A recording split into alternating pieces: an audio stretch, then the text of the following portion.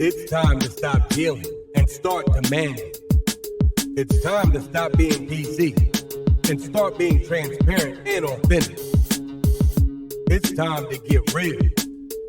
Prepare yourself. It's time for Crazy and the King.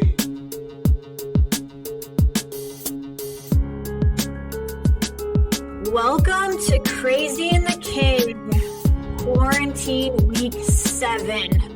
With gummy bears, like I got a mouthful of gummy bears right now because literally, I have only driven my truck three times now, Julie, in 6-7 weeks, and so one of the runs for me was to go grab like a handful of gummy bears and Twizzlers and chewing gum and all that other stuff. But I feel good. How you feel? Well, like my Botox is wearing off. My hair needs a little attention, but we're still safe. We're still healthy, and we're still kicking it. So I can't complain. Absolutely. So listen, I was going to start off by saying what's popping, Jay, but I figured because we have guests in the building, I'm going to be on that best behavior. I'm going to push that pause button. I'm going to be a little bit buttoned up with a t-shirt. But I really want us to have a great conversation. And you went out and you found two incredible voices to help us to talk about mental health. Thank you for that. Yeah, no, I'm excited. I love talking about mental health and COVID, and this whole pandemic has, in an entirely new way, brought to light the challenges of mental health. And all of a sudden, we're seeing commercials about it. We're having open conversations, and suddenly it's okay to be experiencing these mental health crises that so many of us have lived with, both ourselves and through our loved ones for so long. And so I'm excited to have this conversation. I'm also excited, I will let him introduce himself, but one of our Disability Solutions OG, Kevin McCloskey, is here today. And it's the first time I've been able to have someone from our team on the show. So that's really, really exciting for me. And Kevin and I really have been in it together for the last 7 years, and we remain standing and speaking to each other. So this is kind of the next evolution of the fun we're having. And so if you're ready, Torin, we'll go ahead and bring our guests on. Well, I mean, I need it because, again, just before I popped on, I pulled up an article on The Guardian, and the title of the article, Jay, is Heads We Win, Tails You Lose, How America's Rich Have Turned Pandemic into Profit. And literally, when we think about the 26 million people over the last, let's say, 5-6 weeks that have lost their jobs or found themselves having to file for unemployment, the billionaire class has added a $308 billion to its wealth. And this is not a podcast around attacking those that are wealthy. It's not around attacking capitalism, but it is around attacking, people right now, when they see this headline, when they live as being one of those 26 million, when you are some of the others that are just barely making it, when you think about past episodes that we've done around what the virus has done to Black and brown communities, we know that mental health is being severely tested right now, and tested by some that are not accustomed to it being tested by. And so I'm looking forward to having this conversation today. Please do us the honor of introducing the two fabulous voices that we have joining us. Absolutely. So I'd like to welcome Kevin McCloskey and Michelle Weinstein to the show today. Kevin and Michelle, how are you? I'm great. How are you? Great. Yeah, I'm doing good. So awesome. If you don't mind, listen, I don't know. You might have to speak up just a little bit, get a little closer to the mic. But I want to do something real quick. Michelle, you have some initials behind your name, AADC and LADC. I need to know what the hell does all of that mean, because if I'm gonna be talking to you, I need to know who I'm talking to. It's a good old fashioned alphabet soup, as they call it. All right. But it just means that I'm a licensed drug and alcohol counselor, and I'm also board certified advanced addictions counselor. So that probably means I need to slide this cognac to the far right side of my desk right now, because that may not necessarily go well. Kevin, I mean, you're definitely under evaluation. Okay, thank you. All right, cool. So listen, Julie invited you all on because we really think that mental health is important. And during this, pandemic that we are in, I don't see the end of the forest. I certainly see a bit of light. Some would say that we are perhaps coming out of such. We began the recovery, if you will. I don't know what side of the camp that I'm on. I still feel like things are forming, if you will. But maybe we can start with, how do you, and Kevin, you can jump in as well. How do you all look to this subject of mental health at a time like this? Yeah, I'll jump in. It's Kevin. How you doing? I was gonna say, how am I doing right now? I talked to my wife this morning, and she said that my beard had bedhead. That makes any sense? Okay. That's what I'm doing right now. It's obviously we're in a little bit of uncharted territory right now. It's definitely having a negative effect on many people's mental health. Again, totally new environment for everyone. It's really creating new barriers for people already suffering from mental illness and substance abuse as well. As you talked about it, that job stability, people are still losing their jobs, business stability, small businesses, no idea really what the future holds. And also, myself, I'm at home with my wife who's working. I have 2 kids doing the distance learning and also an 18-month-old as well. So I know we're really craving, we're craving some human interaction with our friends and our family. And it's been tough. So it's really experiencing some new challenges in mental health, and those who have it already are falling even deeper into it. But I'm hopeful that we're kind of on the slide towards the positive right now. Obviously still staying safe. A lot of people are retesting and coming back with it again. So I'm not really sure where we are, and I think we're all kind of feeling that as well. Michelle, where are you? I mean, are you on the camp that we have begun the recovery? Are you on the side that many more people are experiencing mental health challenges? How do you see the phrase mental health where we are right now? Well, it's interesting and kind of, piggybacking a little bit off what Kevin said.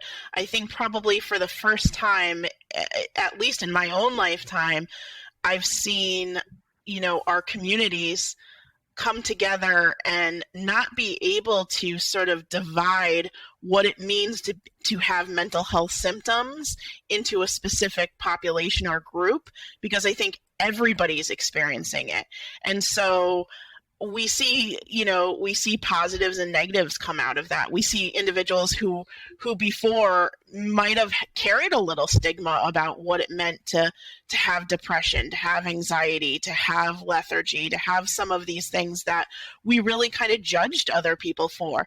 And now that we ourselves are possibly experiencing some of that symptomology, we see that really there's no one immune from it. There is no one person that is the quote unquote, person or model for what mental illness or mental wellness looks like, that it's really a spectrum and a continuum for any given person on any given day. So I'm really trying to kind of embrace this opportunity and use it as, a really positive platform to promote a lot of psychoeducation around, hey, for all of those who thought that folks with depression were just not exercising enough, or people who were drinking too much just didn't have any self-control.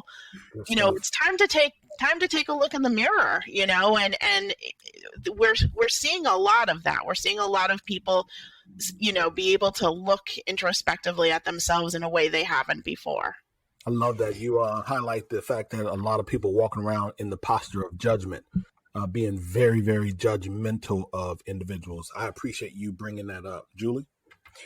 Yeah, and I agree, Michelle. I think this is such a huge opportunity for our community. And even within the disability community, there is still so much stigma around mental health and sort of its, what's the right word? Its validity, maybe, is the right word, in our community.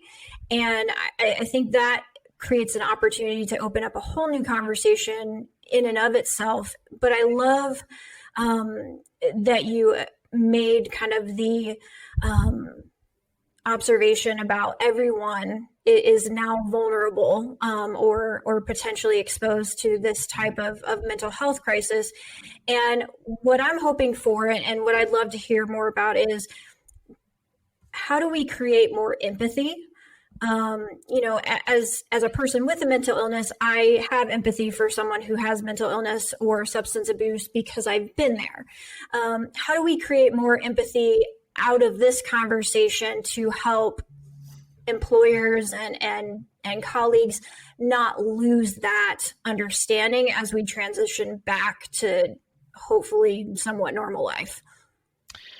I mean, that's a great question, because I think that, as we start to see kind of at least our country reopen some parts of it, that is a big question mark for folks. Like, how are we going to be different, or who is going to be different after this? What did we learn during this time? Parts of our life were very pressed pause for a long period of time. And it gives us an opportunity to really look back on those parts that we were just kind of going through the motions and saying, is this a part of my life that I want to return to, And, as far as like trying to work with employers on creating empathy, I mean, I would love to think that we could just bottle it in a jar and buy it right next to our toilet paper and Lysol. And but I think. Did I hear you say Lysol? I'm sorry. I don't have any insider information. I apologize. I love that. Yep. She said insider information. I love that. But I think the best that we can do is use this as a springboard to say, hey, listen, everybody who just went through this. And not only for folks who are isolating, there's a huge kind of interesting caregiver fatigue that is really coming about right now, that we're really strongly relying on first responders and healthcare workers and therapists. I can tell you, me myself, I've never been busier. I've never gotten more referrals for people reaching out for assistance and help.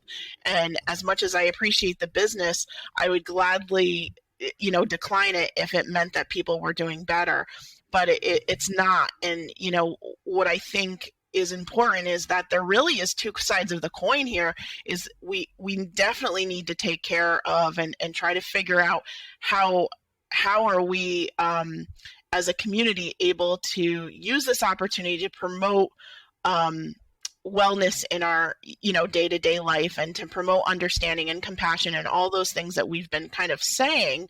But on the other side of the coin, we have all these first respond. I think my bigger concern is that we have all these first responders, we have these healthcare workers, these essential employees that at the end of this, their lives are going to be different. My life is different. I'm experiencing things and feeling things in a way that I haven't before.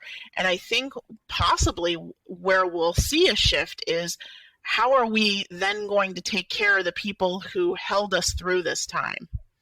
Because those are that's going to be a population that doesn't just wipe their hands and move on. There's, significant work to be done there.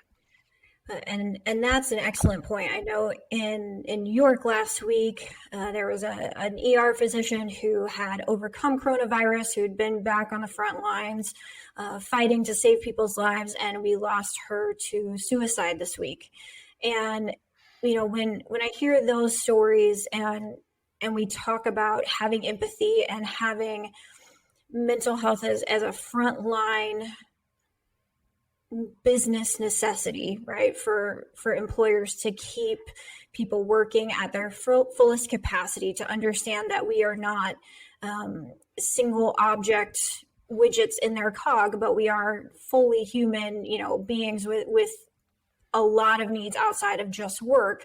Kevin, I'd love to hear from you about, what are some of the common fears and stigmas that we see in employers around mental health, and what are some of the things that you think will come out of COVID and this pandemic that will make asking for accommodations potentially easier for people with mental health issues? Good question. Yeah, so there's common fears and stigmas. It's like, there's a lot of companies that don't really want you to bring yourself to work, right? The more diverse you are, the more inclusive you are, you're allowed to do that. And that is very good for your mental health and your physical health as well. I mean, simply asking how you doing. Like, Julie, you're my supervisor, right? We've had our disagreements over time, right? But you're constantly Never. asking, how you doing? Like, how's the family? Those kind of questions, those daily check-ins, those weekly check-ins, really building in some virtual coffee breaks or those happy hours, encouraging us to go on walks and, take breaks. Our flexible schedule is really also very helpful. So just those things that like typical, like 9 to 5, work. No personal information should be shared. And, those things are, I think, going to kind of go away as you're seeing. There's more employers, more friends, more strangers. They're becoming more friendly and really checking in and see how everyone's doing. And not just work, but outside of work, just really understanding how people are doing and really get to the bottom line. And I think that's going to help productivity as well. You're also going to see people working from home. They're going to, employers are starting to become more flexible too. And that's another thing we've had a benefit of, working from home and being flexible with our schedule. Doesn't allow me to, slack off. It allows me to work when I can and be productive, and also have a nice balance of a home life as well. So I think some of those things you're going to see that's going to be the positive that's really going to come out of this, is being more inclusive, being more open, and simply just asking, how are you doing? On a personal question, how's work? How can I help you? And to pick up on Kevin's point, Michelle Kim, on Twitter, you can find her at MJ Michelle Kim. She dropped a tweet last week, and the tweet really talked about mental health and alternative things that individuals can say. And she listed about 8 different things. And the one that really stood out for me was number 5. It says, "I'm thinking about you. You don't have to respond or talk to me."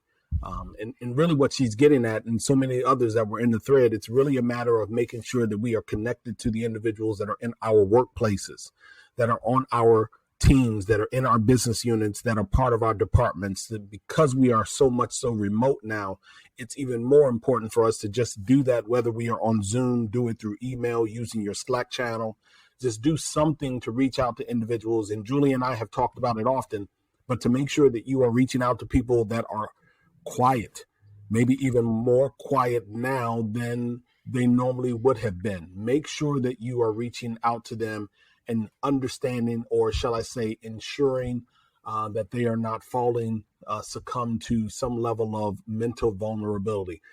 Michelle, I want to go back to you for just a moment, because in the beginning you talked about a continuum and a spectrum. And I don't want a listener to feel as if Julie and I, or you and Kevin, are being irresponsible. We recognize that mental health is broadly defined. And so what typically are we talking about in this conversation? Are we simply talking about periods of depression, working through degrees of stress? What are we talking about, or more, because you and Kevin are the virtuosos here, and Julie, what are you all talking about? Because I don't want a person to feel like we are lumping all of mental health into this conversation. That's a really good point. And I think, to sort of clarify that, when I talk about a spectrum, I think too often we get really wound up and we box ourselves in to say, oh my gosh, I've been so sad, or I've been so down, or I've been so anxious. Maybe I have an anxiety disorder. Maybe I have depression. Maybe I need this medication to help me. And what we have to realize is there's things that are going on in our universe right now that are completely outside of our control. And it would be atypical if we weren't experiencing those emotions, and that we need to expect that people are going to feel isolated, expect that people are feeling depressed, expect that people are feeling anxious, expect that people are misusing substances. A lot of the way we learn to reach out to others was taken away from us virtually overnight, right? And so we, as, a human sort of, population are just trying to catch up to that. And so I've talked to a few people who are like, oh my gosh, I think I have depression because, and they fill in the blanks with all of these things. And I said, or could it be that you're experiencing periods of sadness, you're experiencing periods of this because of what's going on right now? And I think that's a really important point, because we don't want to get to, as a clinician, my least favorite thing to do is kind of slap a label on somebody and say, you have this diagnosis, because it really doesn't mean anything to me. Everything is, relative to what the person is presenting with at that time. But why wouldn't, my challenge is, why wouldn't we feel these things? And, just like you had, you were kind of talking about, the challenge to employers to reach out to the people who are quiet or withdrawn, to counter that, my challenge is to reach out to the people who are saying that they're absolutely fine. And that, that nothing's bothering them. Because what we have seen statistically, when folks are, and not to like geek out on you a little bit, but like it's important to, when we're looking at profiling, people who have taken their own lives or who we've lost to suicide, sometimes it's not the symptoms that we were expecting to see. It's not always the people who were quiet, not reaching out, who were sad, who were withdrawn. It was the people who were grinning and bearing it because they felt like they had no other option, or they were expected to do so. And so I always take it upon myself to kind of give my team that I work with permission, and I have to lead by example as their administrator and their mentor, to say, hey, listen, how are you guys doing today? Because for me, I'm having a really tough time today. I'm feeling really down, or I'm having a really tough time, not seeing my family, and it makes me really sad. How is anybody else feeling like that? Because that opens the door to say, it's okay. I get it. I'm going through it too. And sometimes what we need to do is ask that, allow people to give that permission and to ask those questions. I think that you raise a very, very good point, and I love the counter to my position, because, I'm one of those individuals who often is upbeat. I'm not necessarily a bounce off the wall type guy, but when you engage with me, I'm normally positive. I'm normally stayed, emotionally even keeled, if you will. My cage doesn't necessarily get rattled. And you are so absolutely right when you say for us to make sure that we are checking on the other individuals that don't necessarily seem to exhibit what we would consider to be usual symptoms. Julie, Kevin, I'd love to get you all's thought, because we are talking about mental health and the workplace and in the midst of this pandemic. Julie, I love that you brought up the doctor. Perfect. I was actually going to interject and you beat me to it. Perfect. I think about just the individuals who are dealing with the grief of death at this point, especially when it's that unexpected death. And I'm talking, from rappers that I've followed over the years that have passed away. I'm looking at athletes. I'm looking at, chefs, movie stars. Like, we are seeing it just run all across, just every fabric of life, if you will. How do we add that piece into this conversation, Kevin, Julie?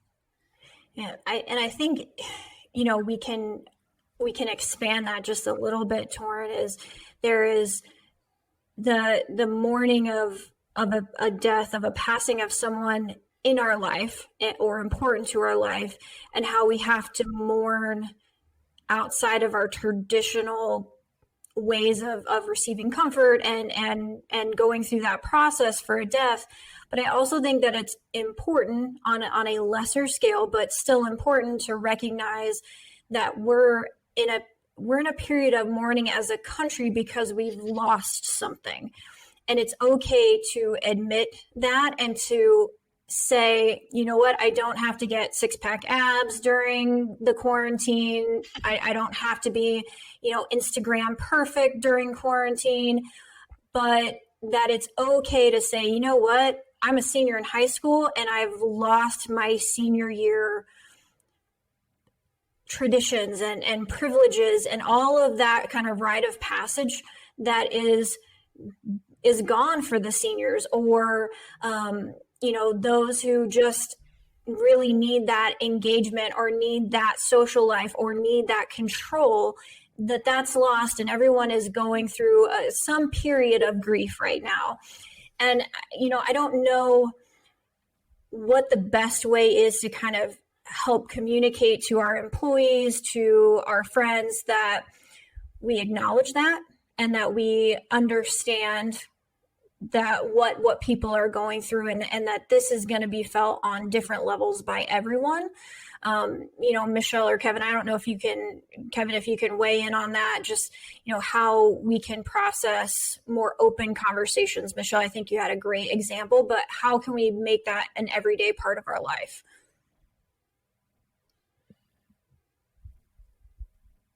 No, Michelle, I thought you were going to jump in. Oh, sorry. No, I think she had heard enough from me. Yeah, going back to what Disability Solutions does, we help employers find talent with disabilities for their business needs. And on the flip side of that, our greatest resource is job seekers and employees with disabilities, right? So, we talk about death, we talk about losing graduation. My son lost his soccer travel season. So there's grieving, there's loss in different types of ways. And, one of the individuals we got helped to get hired into one of the employers that we work with, he went into this job battling depression and anxiety, and he's also a very, very, very social person. So now he got transitioned to a working home role, and it's really hard for him, right? So he again, the depression's kicking in, anxiety's kicking in even more now. And that social aspect is a really huge thing that keeps him happy every day, going in, talking to his employees, talking to his customers, and he's struggling to do that right now. It was a hard transition for him. So some great resources that we maybe never tapped into before. Employers have wonderful health programs that they're kind of like government programs. They're really good, but no one ever knows about them, or it's impossible to get to them or find out the information. So this individual was able to have his employer set up a work-at-home counselor where he was able to, if he got depressed or anxious or anything, or just need someone to talk to, he'd pick up his phone and be able to dial into that work-at-home counselor for 15 minutes and just talk about anything, And before we talked about talking openly to, coworkers and friends, sometimes that's hard. So understanding that there are resources out there to talk to a stranger about your issues and something you're going through, I think is a huge thing. And I know our parent company, Ability Beyond, has an emotional support line for us. Again, I might not be comfortable talking to my boss, my coworkers, but picking up the phone and really talking about the things I'm going through these stressful times, and it's very helpful. So it's really important to know those resources, and they're limited right now. Sometimes we can't go to a doctor's appointment right now. So understanding those additional resources, and Michelle was talking about an example of how, they're virtually, things are kicking in. There's free stuff now for people to get out there who are battling mental health, to get anything off their chest and do it virtually. Well, you raise a good point. Psychology Today actually dropped a article, I want to say last week, maybe 2 weeks ago, and one of the data points inside of such said that due to restrictions to routine lifestyles, like the gentleman you just referred to, psychosocial stress caused by home confinement or isolation could further exacerbate the harmful effects on the child's physical and mental health. And so in addition to the young man that you mentioned and his routine and pattern being changed, I don't know if we are paying enough attention to the way that children are embracing this change in behavior, in activity, in presence, if you will. Like, I know some young people, Julie, I wish the hell my parents would take their asses to work. I mean, and some parents that wish their kids would take their asses to school. Yes, of course. So I don't want us to, look at this conversation in a narrow lens. I think that all of us, no matter how old we are, as long as we are able, and when I say able, we are aware, maybe aware is a better word. As long as we are aware, we are susceptible. That's probably a better way. We are susceptible to the ebbs and flows of a strong mental posture. You know what I mean? Yeah. And Torin, that, kind of, for me, one thing that I love that we do at Ability, and Michelle teaches a class called about mental health first aid. And I don't know, Michelle, to just kind of bring us home for this pod, if you can talk about maybe just a couple of the benefits of having someone who can provide mental health first aid, either in a home or a work setting. And then, leave us with a couple best practices to support people in various stages of mental illness during this pandemic. Sure. So mental health first aid is a international course. It was developed in Australia and initially, but it really took flight several years ago when Michelle Obama kind of endorsed it. And really kind of the idea behind it is it's a certification that teaches people how to help someone who's going through an emotional crisis or a psychological crisis in the same way that we go through CPR and first aid for someone who's experiencing a physical health crisis. We know that there's mental health issues in the world. So why wouldn't we have interventions and steps to help people going through them? And, I've been a teacher for 11, certified instructor for 11 years in this. And I really honestly wish that I had this course before I went to graduate school, because I think it would have saved me a lot of money. Because when I'm a licensed professional in a pinch, I find myself going back to the interventions and the basics of what I teach in this course. And it's a phenomenal resource for folks. And it actually just last year got passed that all first responders, EMT, police, and firefighters to be recertified have to go through this course. So we're seeing our first responders being trained in a way that we would expect, because people, especially people who maybe are going through a physical health crisis, it doesn't mean that just because they're experiencing that they're not experiencing the mental health piece of it as well. And we know that when we call on our first responders, we call 911, we want them to be able to support people physically and emotionally. As far as like kind of a little bit of a, end note here. One thing that I was talking about a colleague the other day, and Torin, you mentioned kind of the effects on children. One thing that I think we have to be really careful about during this time is that initially there was like this kind of family bonding time that people were kind of embracing kids being home and spending time together, and and it was nice, and kids were out of school and everybody was excited about that. And then, fast forward 7 weeks and no one's excited about that anymore, right? And we're getting on each other's nerves, and parents are complaining about and feeling the stress of trying to co-parent and maintain a job, or maintain a part-time job or full-time job, or, learn how to do distance learning. And inadvertently, what children are starting to experience is that their parents are looking at them as a burden. And we're seeing a splurge in our community of children experiencing reactivity to their parents seemingly not wanting them around, or not being happy that they're there.